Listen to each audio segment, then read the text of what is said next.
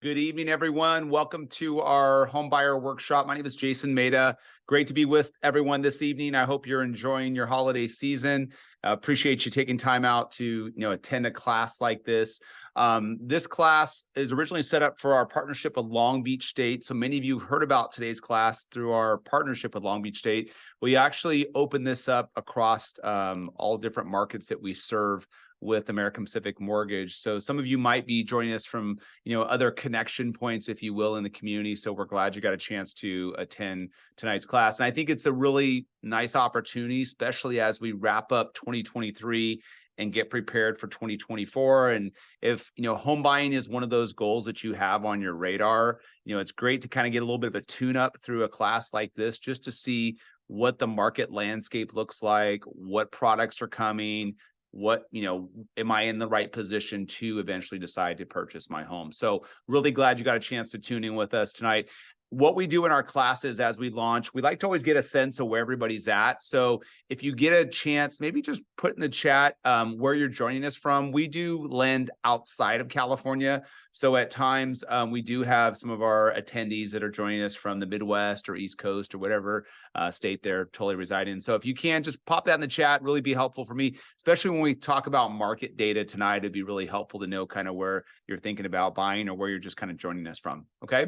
Well, again, thank you so much for attending tonight's class. Our class is a very interactive session, so it's going to run just about an hour. So we'll take you to the top of the hour. We encourage questions as we roll through tonight's content. I'll be answering some of those questions live on air. And then my colleague Ken will also be helping me if I can't get to some of those questions, but we'll try to answer most of those on air so you can get a sense of, what other attendees in tonight's class are kind of thinking about as it relates to home ownership. So thanks for putting all your responses in the chat. We got a lot of folks from SoCal, so San Diego, Redwood City, so Bay Area, Sacramento, love it. More Bay Area. Great. Okay, so that's awesome. And again, this is not just a Long Beach home buyer class. So again, everybody's welcomed. We just happen to open this up to the rest of the markets we serve, just again, because we get so many questions on homeownership and planning that's coming about for 2024. We thought we'd just share this with other clients, if you will, that have already connected with us in the past. So, all right, well, let's go ahead and dive in. And in case you didn't mention or hear my introduction earlier, again, my name is Jason Maida. I'm your presenter for this evening, and I love to get a chance to connect with our communities in home ownership. We are with an organization called American Pacific Mortgage. For those of you who are hearing about this workshop, again, it's because of your Long Beach State alumni affiliation. So those who had originally signed up, and then of course we sent out some emails to our database for the communities that we serve. And we're based out of Sacramento, California, but we service not only California, but other markets across the country, right from our offices here in downtown Sacramento. So our workshops that we present, generally they're once a week throughout the course of the year. If you like tonight's content and it's something that you found really helpful and you want to share some of this information with friends, family, maybe even a coworker, we'll teach these classes again in 2024. We have over 50 workshops already on the calendar for next year. So we would encourage you have that particular person check out mortgageeducate.com for more details. This will be the last workshop that we do for this year, and then we'll kind of move into the holiday season. So tonight's class, as I mentioned earlier, very interactive, but here's some of our talking points that we're going to go through tonight. So we're going to talk about the housing market in just a bit. We're going to do just a quick analysis on interest rates. Then we're going to move from that into a buy versus rent analysis. So we want to kind of take a look at what does it look like if I continue to rent versus what could it look like if I decide to purchase a home at some point in time. And then we're also going to look at credit. So as we prepare and set our sights on our goals for home ownership in the coming years, what are some things that I have areas of improvement or things I need to keep on doing from a credit perspective? We'll talk about student loans briefly, look at some various loan programs that are available to you as a buyer. And then we'll look at some of the documentation that you generally need as you take those next steps in home ownership.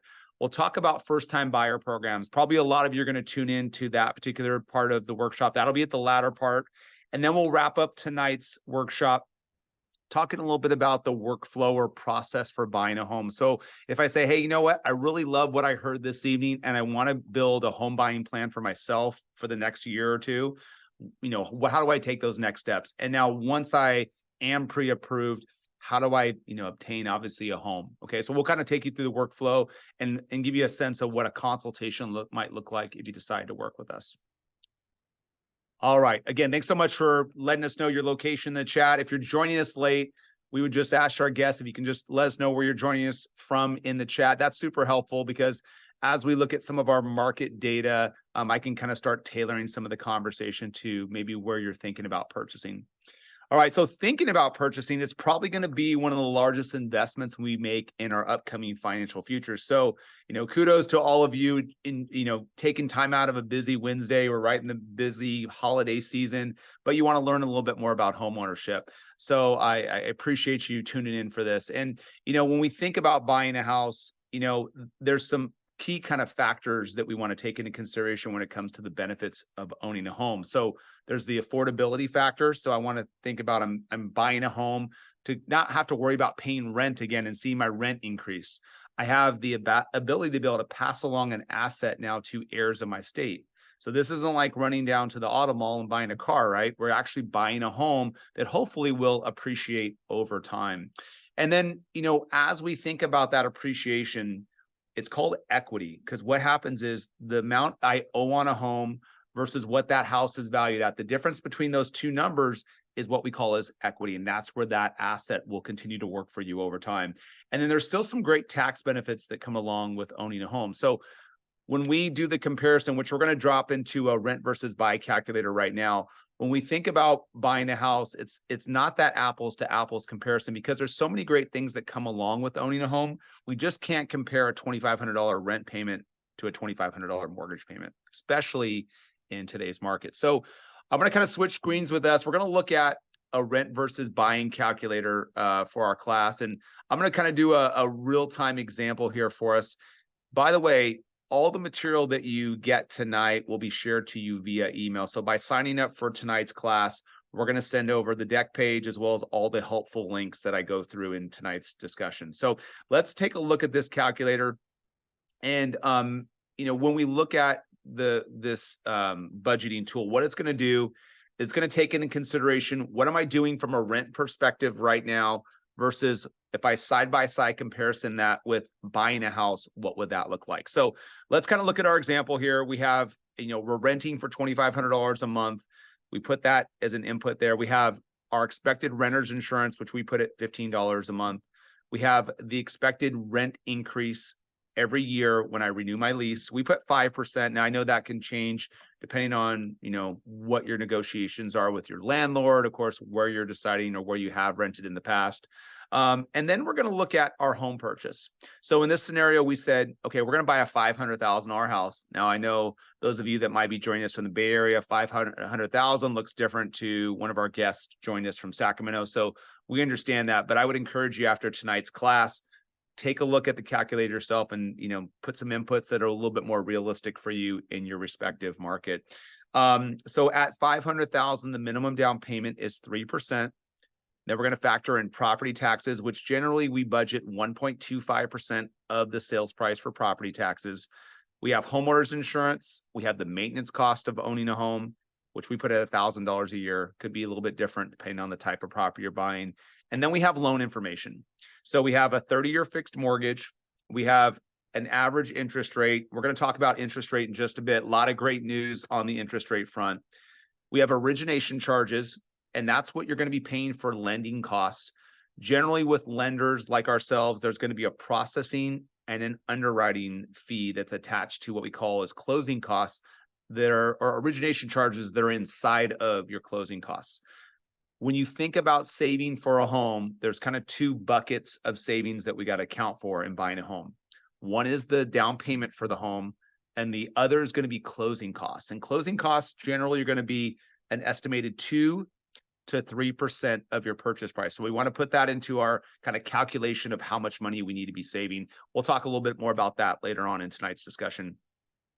And then discount points, that's where I can pay additional fees to help lower the interest rate that I achieve as a consumer. So usually one discount point will bring down my rate about 0.25%. Now, what is a discount point? Well, a discount point is usually 1% of my loan amount. So if I'm financing, let's say $450,000, 1% would be $4,500 that I would pay in additional cost to help bring down that rate, let's say from 7% down to 6.75. Now, in most scenarios that we build for our clients, it's going to be with no point options. But in some cases, clients really want to take on that, that additional points because they're really trying to strive for a certain level of monthly payment. Okay. So that's discount points. And then we have other settlement services. Those are going to be things like the title insurance for your home, escrow costs, costs that maybe the local county is charging for transfer taxes. So all those things, those will also be part of the overall closing costs. And then the last tab on this calculation is going to be other assumptions. Those other assumptions are going to include how long do I think I'm going to be in this house? Now, our calculation is 7 years, could be longer, could be shorter. Then we're going to look at what is it going to cost me to sell my home 7 years from now? The calculator says 10%, and that 10% is taking into consideration agent commissions and the closing costs of selling my home in the future. Now, for the most part, when you buy a home in today's market, a buyer's agent that you may use to purchase your home could be potentially paid for by the seller of the home, but that depends on the negotiations with that seller. So just that's something to kind of keep in mind. And then we have the state and federal tax rate, and then we have the savings rate. Now, I know that savings rate's a little bit higher, at least right now, but what this calculation does is calculator says, okay, if we're going to go ahead and continue to rent and pay $2,500 a month, as opposed to buying a house, and now if we open the payments tab, we're paying $4,300 a month. So there's obviously an $1,800 difference there. I still have an opportunity over 7 years of saving $66,000 a year by owning a home versus continuing to go down the path of renting. Now, how do we get there? Well, if we think about the tax benefits of owning a home, that's going to help into that calculation. And then the appreciation in home over 7 years. Now, real estate cycles over time, so do interest rates. And so obviously those numbers will vary over the course of the next 7 years. But that gives you kind of a little bit of a baseline of what that could look like for you as buying a home. Now, this isn't the be all end all for everyone thinking about purchasing. There are some affordability factors that we want to take into consideration as well. All right, so we had a couple questions that popped in the chat. I'll try to answer those really quick, and then we'll keep on going. And so the question is, how do we know estimated closing costs? So estimated closing costs are going to be disclosed to you by your lender. And those are provided within 72 hours after you have an accepted offer with a seller. So in our process, we actually do a video consultation with all of our clients to go over line items of every closing cost. But as I just mentioned in our class, so in terms of like a baseline number, a good estimate of total dollars would be 2 to 3% of the purchase price. All right. Okay. Let me just make sure I got that in the chat. Okay, good. I think we're good on questions so far. Again, we'll answer your questions live on air, and we'll help you kind of sort through some of those questions that most of the class has. Now let's go from budgeting to talk a little bit about the housing market. And I think it's an opportune time, especially in this time of the year, to talk about the housing market. So what we're seeing right now is a little bit of the seasonality, right? So we have lower inventory levels just because we're in the winter months, right? Well, inventory levels weren't that great as it was going into the winter months because, we have some challenges in the market right now. And part of that challenge is we have a lot of sellers that don't want to maybe upgrade or upsize their home because a lot of those existing homeowners have 2.5%, 3% interest rates. So it's tough as a homeowner to say, hey, I'm going to go buy a new house and I'm willing to pay 7% and trade out my 2.5% or 3% rate. So that has posed some challenges, especially in the resale market. We've seen some declines there. So there's just not as many options for clients to choose from right now. Now, when we think about kind of an economics 101, right, we have limited supply, still have reasonably strong demand, that will push prices up. Now, you can see in this chart here, and this chart is looking kind of more to Southern California, kind of more Long Beach specific. You can just kind of pull away the sales price numbers. Let's just kind of look at what the chart's doing. This is pretty much a good indication of what California is doing in general. So if you're in Sacramento, if you're in Redwood City, you're in Fresno, you're in Bakersfield, you're in San Diego, very reflective of the overall state, limited inventory, relatively decent demand. But we do see kind of forecasting out that demand is probably going to increase even further. We're not quite sure if inventory is going to get up to that demand level. So there is some certainly concerns there. And we're going to talk about interest rates in just a bit, because if as interest rates, and it look like they are declining, as interest rates decline, buyer behaviors will increase or activity levels will increase. So if there's not that supply there to support that buyer demand, we're going to have an issue with, prices again, potentially going up. And, some alternatives may be new construction for some of our buyers, but in the resale market, that'll make it a bit challenging. So we're going to have to really watch this housing market as we're meeting with clients that are maybe a little bit more active in the market. They're considering options of buying sooner, and it's not typical that you would buy in a winter month. But given what we have kind of ahead of us in the economy, it may be an option to look sooner in the market versus when we get to the spring months. Spring and summer months are seasonally higher purchase months because you think about it, most buyers want to get settled in, maybe because they're families and they have kids that need to be in a certain school district, or, this nicer weather. So yeah, I'll probably go out and look at a few different homes. All those things will drive up buyer behaviors. And I think where the challenge will be is that if we continue to see this path of interest rates going down, that we're going to have more activity in the markets, but not necessarily the supply that can support that buyer activity. So that's what I would encourage. If you're thinking about this is going to be a goal in 2024, or maybe a little shorter, let's maybe get connected a little bit sooner. Now, interest rates, that's, some really good news on that front. I couldn't say that back in the end of October, where interest rates eclipsed or hit the 8% level. But good news is we've seen a rally in the bond market. We actually had the best bond market in 40 years just this past month in November. And that bond market was the 10-year Treasury improving rapidly, which means the 10-year Treasury went down, interest rates declined. And so you see this kind of movement here, which it's great that we saw that, because once we hit 8%, that started to really put home buying out of reach, especially with today's prices. But we're starting to see interest rates recover. Average interest rate is somewhere around the 7%, maybe just hovering just above 7%. Some of our first-time buyer programs are in the 6.8% level.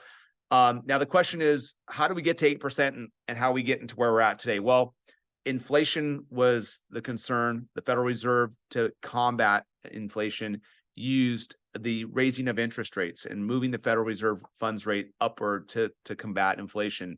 And in some cases, maybe that was a little bit overcooked, because now we're seeing some possible deflationary moves in the market. We have a big report coming on Friday, which is the Consumer Price Index report. We'll see where that kind of leads us as an economy. Thoughts that we could be slipping closer to a recession, and that kind of brings in a whole different equation to what this housing market and interest rate market can do. But we've really seen a steep move downward in interest rates, really encouraging sign. We're bringing affordability back in line. But I think the next step is, what's that going to do to our housing market with limited inventory? Okay, we had a question in the chat. Let me just see if I can answer this question really quick. Okay, so I think we're good on there. Okay, I think we're good on the chat. All right. So that's on the interest rate side. So good news there. Now, I think it's important that as we're considering home buying, we need to understand what are the characteristics that go into an interest rate. So many of us think we just pull this interest rate out of the air and say, okay, today's rate is 7%, but there's actually a lot of different characteristics that go into interest rates. So you may talk to your coworker tomorrow at work, and they say, I just bought a house and I got a 7% rate, or I just got a house and it's 8%. Well, there's different factors that play into that interest rate. It could be credit eligibility. So if you have a higher credit score, that's going to help you, right? The type of product that you're going to elect, how much you decide to finance, what your down payment is. We talked a little bit about discount points. That could also influence the interest rate. And then the term of your loan generally will help possibly bring down your interest rate. So if I go from a 30-year fixed mortgage to a 15-year fixed mortgage, that could potentially help, really reduce my interest rate. As we meet with our clients for consultations and design home buying plans for them, it's really our goal to provide a plan that makes the most sense for you and to create the best affordability for you and to make sure it's sustainable over a long period of time. So one of those big things that comes into play when it comes to selecting loan product and interest rate offering is going to be credit. So in our workshops, we always like to take some time to take a look at credit, answer some questions, and give you some kind of tools, if you will, to help you from an improvement perspective, if any is needed at all. I think it's helpful first to really understand what goes into the score calculation. Now, there's three agencies, as we know, right? So there's Equifax, Experian, and TransUnion. So they get their reporting on a 30-day cycle from the credit card issuers or whatever creditor you're speaking of. This is the weighting of a credit score. So 15% is going to be how long have I had credit established. So the more mature or longer I've had my credit, the better my credit score could potentially be. 20% is going to be how many new accounts am I trying to access, or am I trying to get different inquiries? So hard inquiries are going to impact that number of 20%. So am I opening up new accounts, and along with those new accounts, am I accessing my credit in terms of hard inquiries? So that's 20%. 30% is going to be what is credit utilization levels? What do they look like for me? Now, credit utilization is going to be on your revolving accounts, your revolving balances versus your revolving credit limits. So if I have $10,000 in credit limits, my balances are $5,000, that means I'm at 50% utilization. Now, we are in the holiday season, right? We understand there's a lot of gift giving, which is fantastic. We understand revolving balances are probably going to go up. And so one of the things that we would encourage you to do is, if you can, try to obviously limit spending on revolving accounts, especially if you're in the near term on purchasing a home. Now, as we get out of that holiday months, the bills start coming in January and February. As you're managing down credit card debt, we at least, if you go above that 50% utilization threshold, try to wiggle that down to below 50% as much as possible. Now, if you're already there and you're kind of in a good spot from that perspective, then I would encourage you to try to get below 10% utilization. So that $10,000 limit, let's get that below $1,000. So that would be the goal when we manage utilization, which is almost a third of our overall credit score. So it's a big deal. And then 35% is going to be my payment history. So how have I paid my bills, especially in the last 12 to 24 months? That's going to influence my credit score. So if I had a late payment in October, that's just 2 months ago, that's going to hurt me a little bit more than the late that I had in 2021 of October, because we're going to be looking specifically at the last 12 to 24 months. Let me give you a quick tip on how to kind of best manage credit utilization. So as a homework assignment tonight, if you took out one of your credit cards, so you pull up the PDF statement and you look at the credit card, you're going to try to find the billing cycle date. Then you're also going to look for the due date. Now, many of you might be in the habit of paying off your cards or paying them down on your due date, but the credit card issuer sends out your payment history and your balance information out to the credit agencies at the end of your billing cycle date. So if you could kind of change your habit from paying on the due date to paying before your cycle date, that's going to help bring that utilization down. And then when the reporting goes out to the agencies, you'll hopefully have a much higher credit score. Okay. Now, things like bankruptcies or short sales or collections, those are pretty major events. So those are going to probably hurt the credit score for a longer period of time. We're going to show you a matrix to how long they're going to be on your credit report, but the rule kind of still applies in the 12 to 24 months from the event. That's when you're going to see the biggest impact on your credit score. Now, account closure is something we want to be mindful of. Account closure is when I take one of my accounts that's a revolving account and I close out the account because maybe of inactivity or I just don't need the card anymore. You want to be careful with that because that can hurt you in two areas. It can hurt you in account maturity, so length of credit, especially if I've had that credit card for a long time. Also, it can hurt you from a utilization perspective because now I have one less available credit line open to me, right? Okay. And then when we think about how we evaluate the credit score, now we know there's 3 different scores through those different agencies. And let me give you an example. So if I look at my credit scoring and I'm at 740 is my best score, 720 is my middle, 700 is my lowest.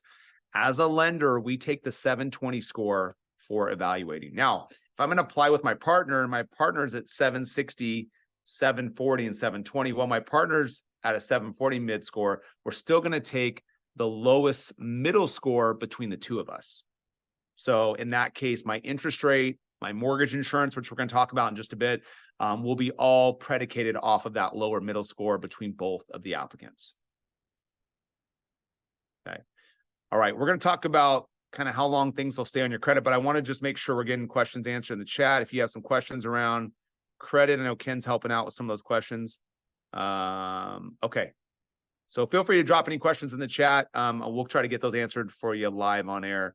So this is a matrix that kind of just shows you how long past challenges will stay with your credit. So if it's a hard inquiry or a late payment, this is how long they'll stay on the credit report. But we're looking at the most 12 to 24 months in terms of the impact to the actual score.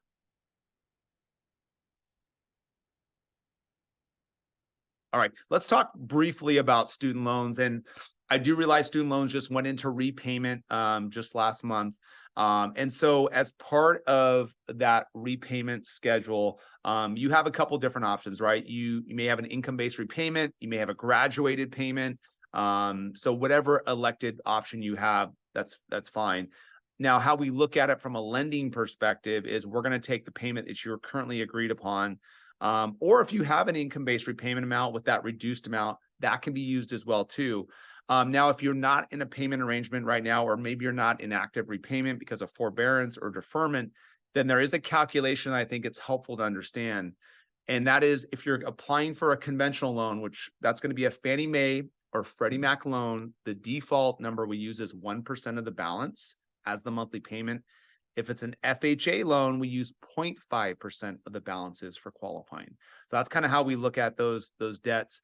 Now, regardless if you're in forbearance or deferment because you're back in school, we still have to count a minimum payment in terms of the qualifying. Okay.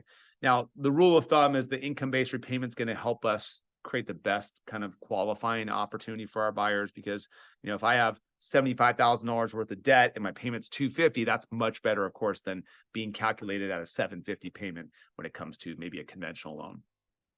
Okay, so we had a question in the chat. Let me just answer that. We're going to go back to credit really quick.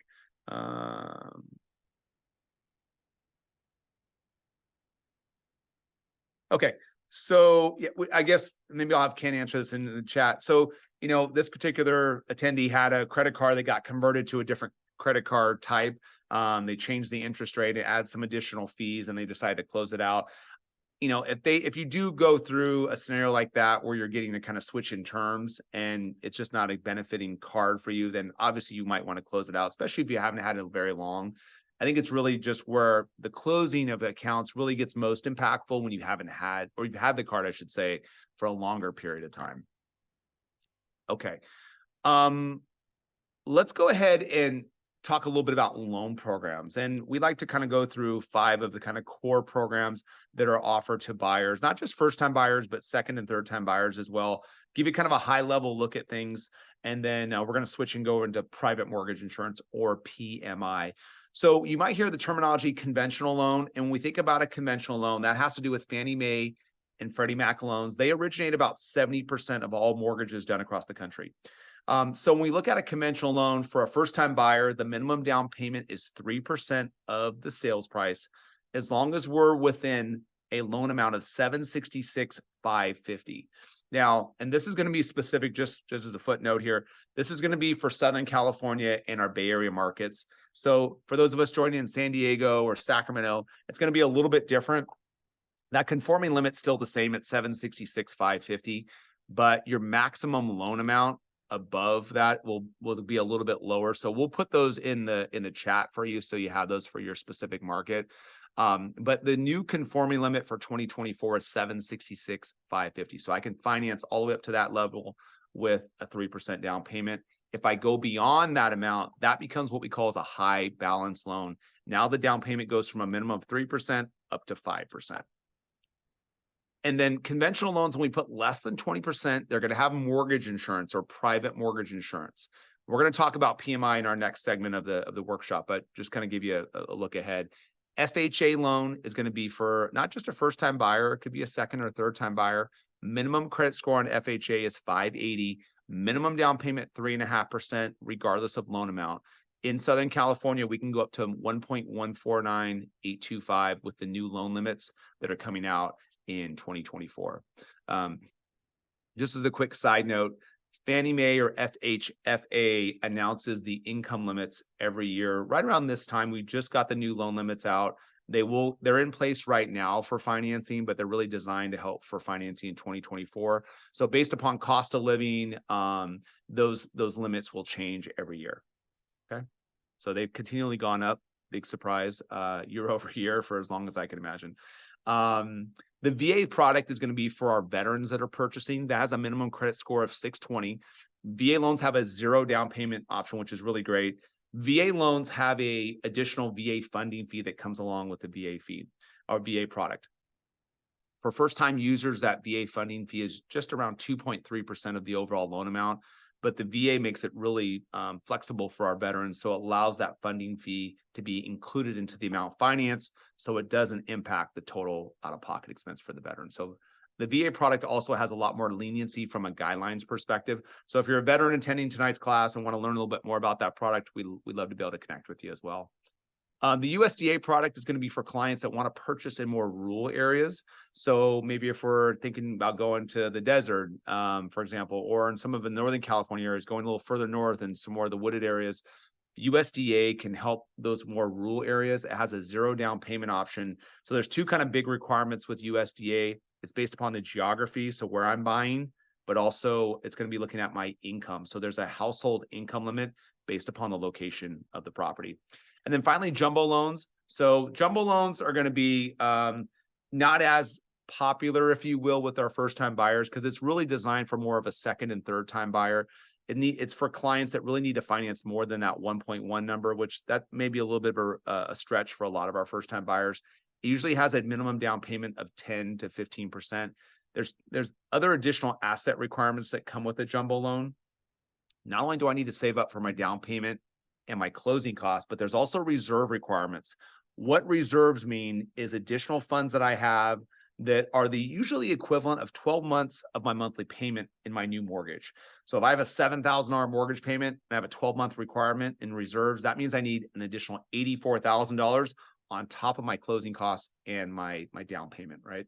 So not a popular option for jumbo loans for first-time buyers, but we like to kind of share that with our audience so they know what it could look like for them. All right, so we had a question in the chat was if there's a 0 down payment, isn't there mortgage insurance? So we're going to talk about mortgage insurance in just a second, but I just want to kind of detail out the 0 down payment options on USDA. They have a guarantee fee with USDA. So there is a fee. It's just not called mortgage insurance. It is quite a bit less than your standard mortgage insurance fee. For the VA product with 0 down payment, there is no mortgage insurance. That's one of the great benefits to help support our veterans. Okay. All right, let's talk about PMI. So PMI comes into place when we put less than 20% down. So I think there's a little bit of a misconception on how PMI works and the calculations for it, especially if you're doing your search for your home on Zillow or Redfin. A lot of those calculators aren't kind of calibrated to match what a true PMI premium might look like for you. Let's take a look at what payment options, first of all, come along with PMI when it comes to a conventional loan. So you can pay your PMI monthly. You can split that up where you pay some of it monthly, some of it up front. There's also a single premium option where you get a chance to basically buy out the mortgage insurance with some additional costs out of pocket. There's lender paid mortgage insurance where you're basically taking a higher interest rate to buy out your mortgage insurance. The most popular option, though, is going to be monthly mortgage insurance by far. That's what probably 95% plus of our clients do. The reason why is because on a conventional loan, PMI has a cancellation option. So once I reach at least 2 years in my loan and 22 to 20% equity, I can apply to have my mortgage insurance canceled. Now, there's different characteristics that go into mortgage insurance, and that's why some of these calculators online aren't the most accurate because it takes into consideration credit score, how much I'm going to finance, and then what my down payment is. So those all go into the calculation. When you think about private mortgage insurance, it's almost like auto insurance. The better my driving record is, the least valuable my car is, I'm going to probably have a better premium, right? So, and that's kind of the way private mortgage insurance works on a conventional loan. So let's look at an example of what a premium could be. So at the bottom of the screen, you can see if I finance $700,000, I put 3% down, I have a 740 credit score. The monthly mortgage insurance is going to be about $209 a month. So far less than what you'd probably see in some of your calculations online. Now that will change depending on what my credit score is. If it's a little bit lower or I'm putting more down payment, all those factors will go into what the PMI number is. So when we look at another product option, which is FHA, that PMI can look a little bit different. So that's why we like to kind of do a little bit of a side-by-side comparison. There's two forms of mortgage insurance on an FHA loan. There's monthly mortgage insurance, and the calculation for that is 0.55% of the total loan amount. But there's also upfront mortgage insurance with an FHA loan, which is 1.75% of the loan amount. Now, with FHA mortgage insurance, you cannot cancel mortgage insurance. It has to go for the duration of the full 30 years. The only way to cancel is to be able to refinance into a different product. So that's something we want to kind of take into consideration when we look at FHA. But FHA definitely serves a purpose to help our clients have other options for purchasing a home. Now, let's look at the PMI example here. There's the same loan amount.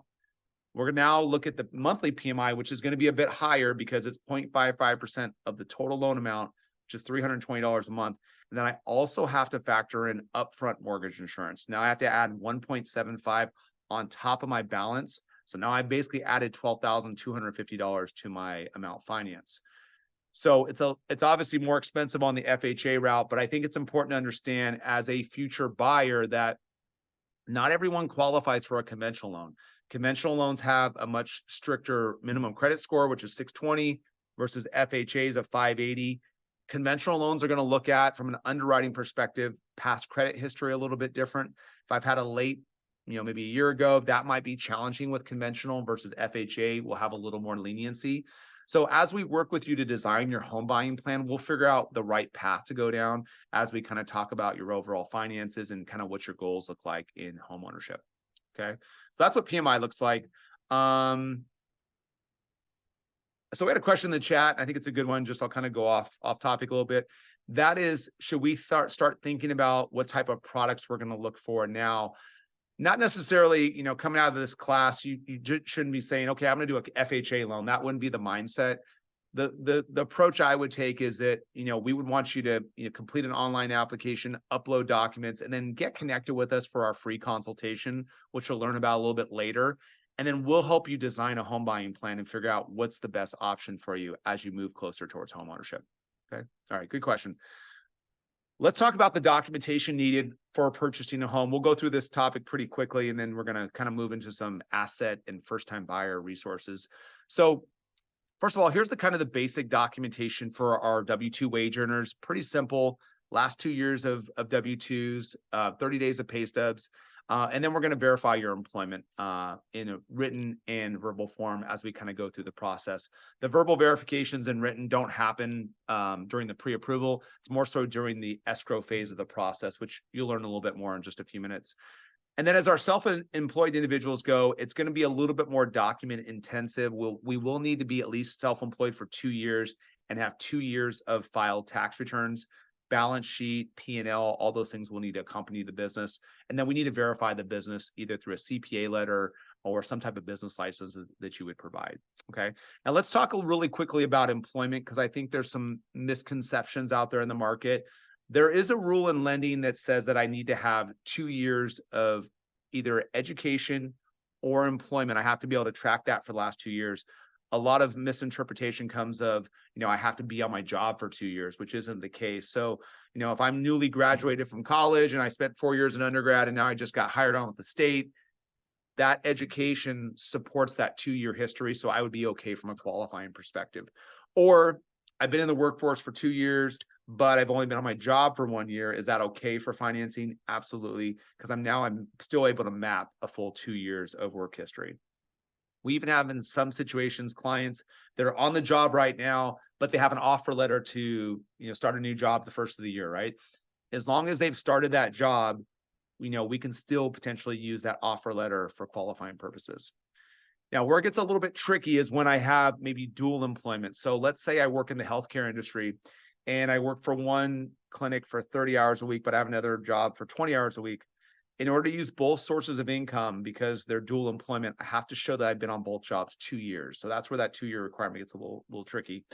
Now, if I have W-2 employment, but I also work for maybe DoorDash on the weekends, right? And I want to use my DoorDash income because it helps supplement some of my bills.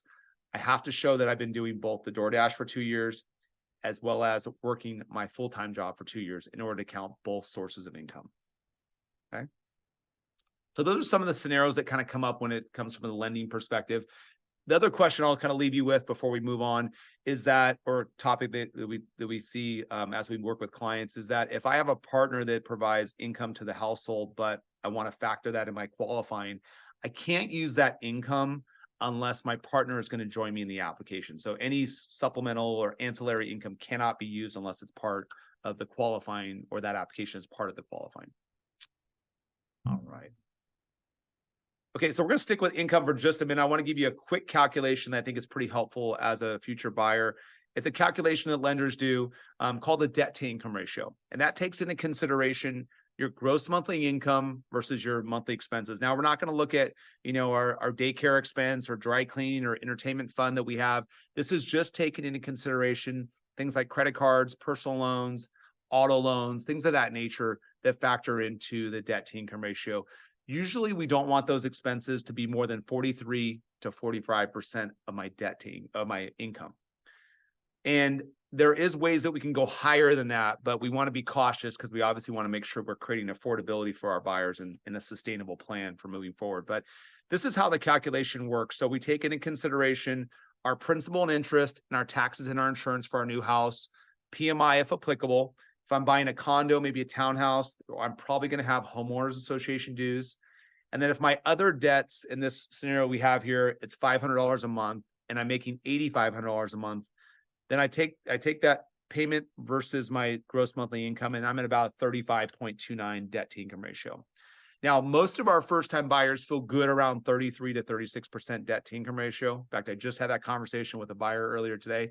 So it just depends. Everybody's kind of tolerance for debt to income ratio looks a little bit different, but it's important for us to design an affordability plan for you too. So we're going to talk about monthly budgets and what you feel comfortable with, because you obviously need to have a good idea of what you have in outgoing expenses, but we want to make sure we tailor a household housing budget to match what is truly affordable for you in your household.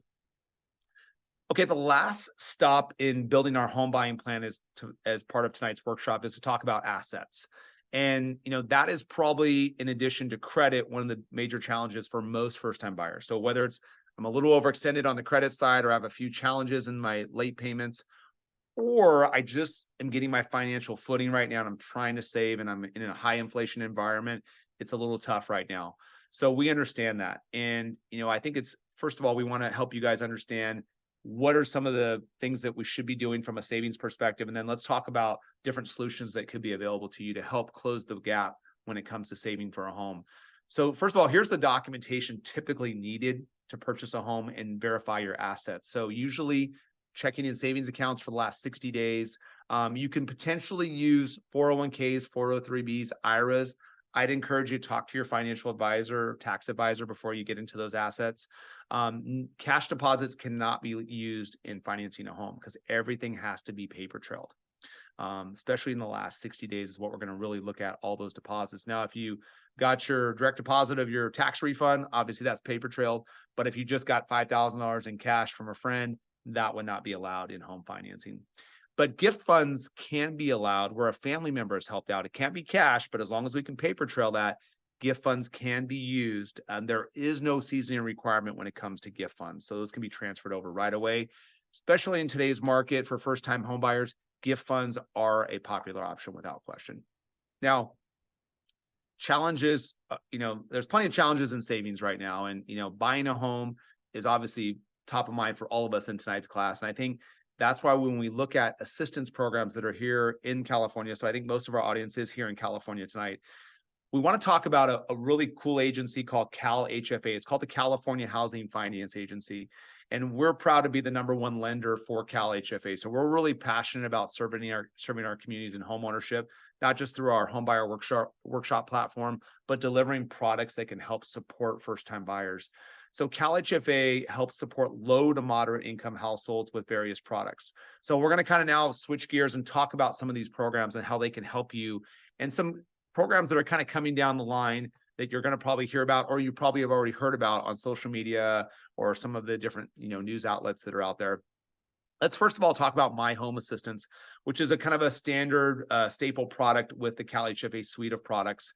CalHFA, by the way, is the state agency, and then there's different products underneath CalHFA. CalHFA is just down the street here in downtown Sacramento, and obviously that's their mission, is to help affordable home ownership.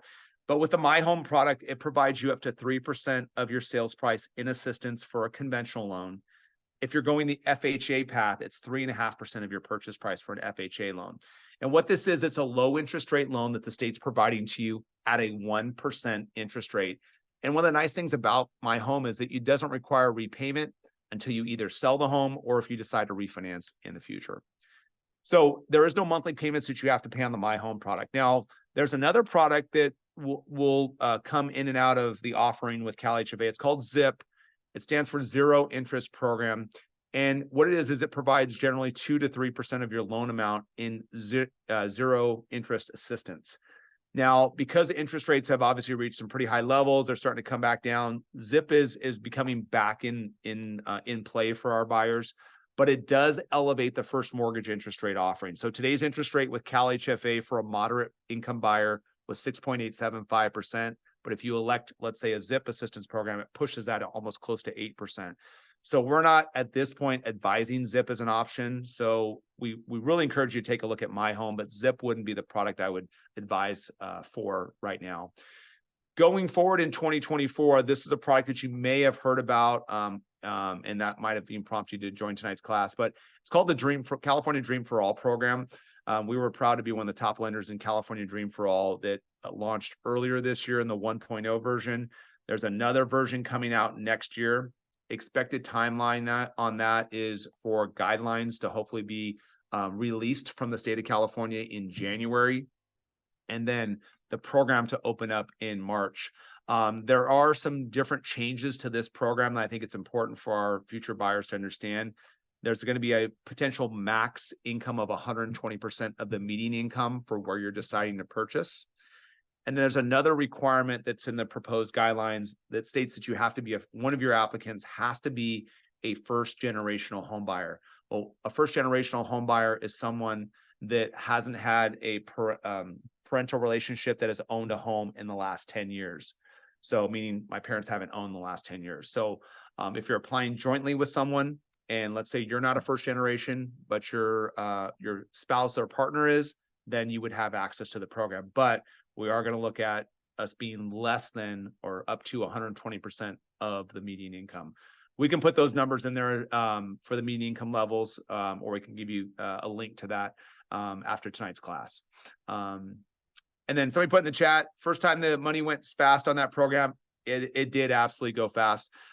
This program will look a lot different. It's going to be much more of a tempered approach, if you will, because how this is going to look is that in details will come out in January, hopefully. We'll have the guidelines in January. We will be looking to connect with clients for their pre-approval options once we know those guidelines. In March, there should be a portal that will open to allow buyers that have interest in the program to answer a series of questions that can identify their eligibility for the program. And then if they do meet the eligibility requirements and they are pre-approved, then they'll be placed in a lottery queue, and there'll be a lottery for the program. And that lottery is expected to allow those buyers to have a 90-day span of time to search for their home. So there will be a much more calculated approach. So to our viewers' question about, the money went fast, it absolutely did. So this will be, like I said, more of a tempered approach. And hopefully we'll be able to help the right community members that truly need access to this program. We understand affordability is a challenge out there. And so hopefully programs like California Dream will be something that we can have on an ongoing basis. So stay tuned for more details on that. I want to give you a quick example on how My Home could help support you. And just use one of our scenarios we've looked at earlier today, which is if I bought a home for, let's say, $700,000, I put the minimum down of 3%, and then I have my closing costs of 2 to 3%. I probably need about $35,000 to $42,000 out of pocket. Now, if I add in the My Home assistance and now I have $21,000 in support, I can now shrink that number down, maybe to 14,000 or less, or maybe a little bit more, using the My Home assistance. Of course, if ZIP assistance is in play, I can bring that number down even further. So I think when we think about home ownership and that goal of achieving it, we understand assets and savings is going to be a challenge. I think this is where a CalHFA program can really be a benefit to most of our buyers. The eligibility requirements are reasonable, I think, too. The minimum credit score is 640 to 680 on a conventional loan. The maximum debt to income ratio that you learned about earlier is 45%. The income qualifications are going to be only based on the applicant, not the household. So that's a big differentiator with the program. And a first-time home buyer, at least specific to the MyHome product, is someone that hasn't owned in the last 3 years. The standard CalHFA program, so not accounting for the Dream for All program, is based upon 150% of the median income. Okay. And these are eligible for products or properties, I should say, like single family homes, townhouses, condos. Those are all eligible under the CalHFA program. Even manufactured homes, but manufactured homes have to be on land that is owned. Okay. All right, we had a question in the chat that I'll try to answer. If a person got selected for the lottery for a specific county, but within the 90-day search want to explore different counties, are we allowed to switch and still keep the lottery? That is a good question. I think that'll be something that'll be answered in the Q&A once the guidelines come out. I think it'll be predicated on the income limits, of course, and then the vouchers are going to be allotted by region across the state. So that's a great question. We'll have to kind of table that, and certainly, we'll obviously get you more information when we learn it from the state. But I wouldn't have the answer to that question at this point. Okay, here's the income limits for the CalHFA moderate income limits that are out for My Home Assistant. So these income limits get updated every July. So we'll see in July of 2024 probably increased income limits. And so those are what are in effect for 2023. All right, let's talk a little bit about the process of buying a house. So as you're attending tonight's class and you're thinking, yeah, you know what, I think this is something I want to do this year or 2 or 3 years from now. Let's talk about how do I get on that path towards homeownership? Well, the first thing is we would encourage you to get connected with us for a consultation. I'm going to give you the steps to that in just a minute after we wrap up the workflow here. But the first stop would be we want to get connected with a consultation, and then the output of a consultation with us would be to have our home buying plan and then a pre-approval. A pre-approval basically indicates that we have eligibility for financing. It's good for 60 days, but it can be always recertified at any time. And what you do with a pre-approval is it's presented to a seller. So when I find a home that I love and I want to make an opportunity or make a negotiation for this property, the seller now knows that I'm qualified for my financing. Well, before we get there, we have our house hunting, right? Generally, the house hunting will start with an online search. If we find some homes that we really love, then we'll probably physically go out and tour the properties. We would encourage you to get connected with a realtor, especially in California, just kind of knowing the market and the complexities of it. We encourage you to get connected with a realtor. We do have preferred realtors across the markets that we serve that we can always introduce you to after you have that pre-approval completed. And then step 3 is going to be, now I have an offer to a home, and guess what? The offer is accepted. So now we start the escrow time period. So from the date of acceptance to the date I get my keys, usually it takes about 30 days for that process to occur. Now, we do have shortened escrow periods for some of our buyers that we're trying to have a little extra edge in the market. We can actually shorten that down to as short as 14 days at times. It'll be a little difficult as we get into the holiday season, but once we get into the new year, we'll be able to kind of restart that program again. But traditionally, it's 30 days to go from accepted offer to getting the keys to my house. So what does that look like at step 3? Well, my offer is accepted, as we know. As a buyer, I'll be required to make an earnest money deposit to show basically a financial interest in this property. Usually my earnest money deposit is 1 to 2% of my sales price. Now, even though I might be electing a first-time buyer program, I still have to put out of pocket that earnest money deposit, and that can be that deposit will be credited towards my other expenses in terms of my total out of pocket to buy my house. Now, within usually 24 hours of your accepted offer, you're going to get a call from us congratulating you on your accepted offer and then scheduling you for a follow-up consultation within the next 2 to 3 days. And what we're going to do in that follow-up consultation is go through all the design of your program, make sure you feel comfortable about your budget for this new home, talk to you a little bit about the steps in the process, go through all those closing costs that we talked about earlier in tonight's class. Make sure you feel really comfortable with the plan that we have in place. Internally, we're going to be ordering inspections on the house or appraisal on the property. And then within 72 hours of your accepted offer, you'll be receiving disclosures of your loan. Now, here's what the earnest money deposit looks like. I've kind of shared with you this already. It's going to be usually 1 to 2% of your purchase price. So if I'm buying a $700,000 house, I probably need to prepare $7,000 to $14,000 in out of pocket. The lower that price point is, maybe the less my deposit would be. Now, that deposit is protected by what we call as a contingency period. And the contingency allows you to do your homework on the property. So from day one of your accepted offer to generally to day 17, you have a time period to get your appraisal completed on your house. We want to make sure our house is worth what we're buying it for. You're going to get your house inspected, which your realtor will organize those inspections. And then we'll get your loan approved, which of course is your lender will be helping you with that part of the process. So we want to make sure that everything is set up and we feel really good about this property while we're in that contingency period, because our deposit is protected during that time period. And we'll kind of talk a little bit more about that in just a second. Now, step 4 is processing and underwriting. That's where we're doing more of the administrative tasks of the loan. We are at that point verifying your employment, your assets. We probably locked in your interest rate by that time because we want to make sure with the turbulent market that we can at times go through. We want to make sure your interest rate is protected. When we lock in an interest rate, generally that interest rate is protected for a 30-day period of time while you're in this escrow period.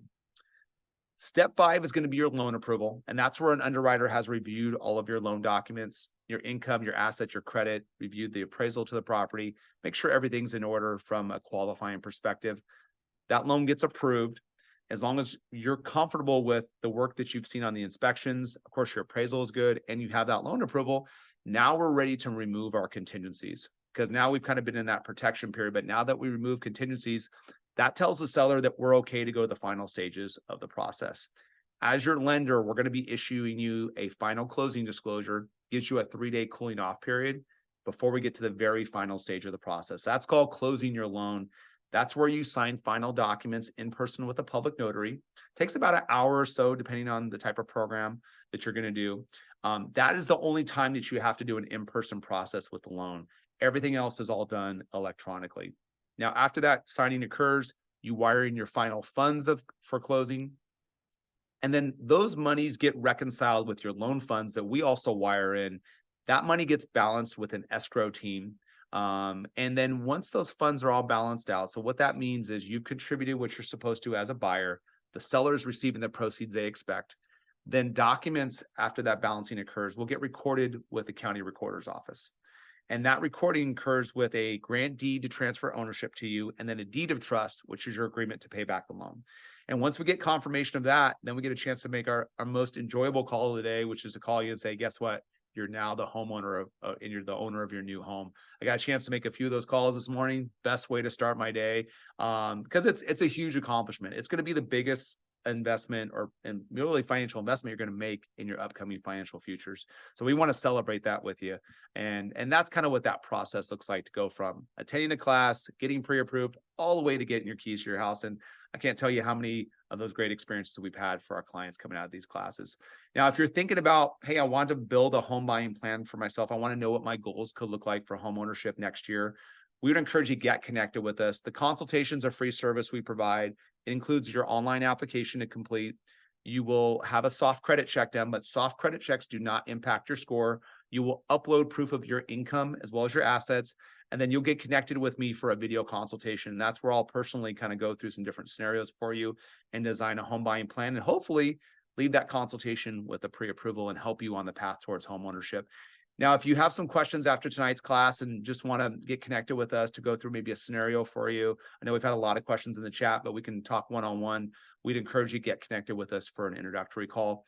Here's what that consultation looks like. So it's going to be a pretty comprehensive meeting. So it's talking about location, budget, more tips around credit, designing different product options, talking more about assistance and how that can be applicable for you, because we want to help give you all the tools and resources you need to be able to help make this journey. And then the mobile app is a resource also that we would encourage you to check out. So that mobile app can allow you to start the application process. You can do calculations that can help you in kind of figuring out what your budget looks like. And then you can follow the progress of your loan all through mobile. So we'd encourage you to kind of check that out. These are some of our other community partnerships. Obviously, we're really super proud of our partnership with Long Beach State, but wanted to let you know that if you do have friends, family, or maybe some coworkers that might be also affiliated with these other partnerships, and they also go back onto the East Coast as well, we'd encourage you to check those out at mortgageeducate.com. And, we're right at the top of the hour. I'm a minute over, but I just want to thank everyone for attending tonight's class. We appreciate everyone joining us. I know it's not the most enjoyable thing to do on a Wednesday night. You maybe have other fun things you like to do, but clearly you guys are all serious and thinking about home ownership, and we want to be a partner with you on that journey. We would encourage you check out some of what our experiences look like with our clients on Google. I think we're really proud of what our clients are saying about us. And if you're thinking about home ownership, you want to make sure that you're getting kind of the most updated information, especially on assistance programs. We'd encourage you to follow us on Instagram. It's really easy. Made Mortgage. You can follow us there with that handle. And we do record all of our classes on YouTube. We also have live classes that we do as well. As the California Dream for All program launches in 2024, I'll be doing live Q&As on YouTube. Those are one of our popular sessions that we produce on YouTube. So we'd encourage you. You can also follow us at Made Mortgage there as well too. So with that said, I'm going to, oh, by the way, all of our tonight's class is recorded. So those of you that signed up will get the recorded version too. So don't worry about that. I think we saw that in chat. So I just wanted to leave it open for any questions that I missed. I'm seeing a lot of people still in the room. So I want to make sure that I answer any questions. Other than that, anything? Let me see if we got any questions.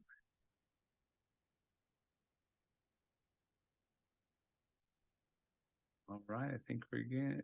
So let me just answer. So a question in the chat was, can the California Dream, is it only for backyard housing only now? I think this question I think has to do with the ADU program. I think there might be some confusion around that. So our audience knows the ADU program was launched, or it's going to launch on December 11th. That is not for first-time home buyers. That's for existing homeowners that make less than 80% of the median income and want to build an accessory dwelling unit. So that is not the California Dream for All program, but yeah. Okay, and yes, I got your in the chat. We will definitely email you out the presentation for sure. All right, what a great audience tonight. Okay, I think. Any other questions before we wrap it up? I think a lot of people are still hanging on. Let's see here. We're good. Okay, awesome. All right. Well, I won't keep you guys away from, probably dinner is probably next up on your agenda. So I wish you guys all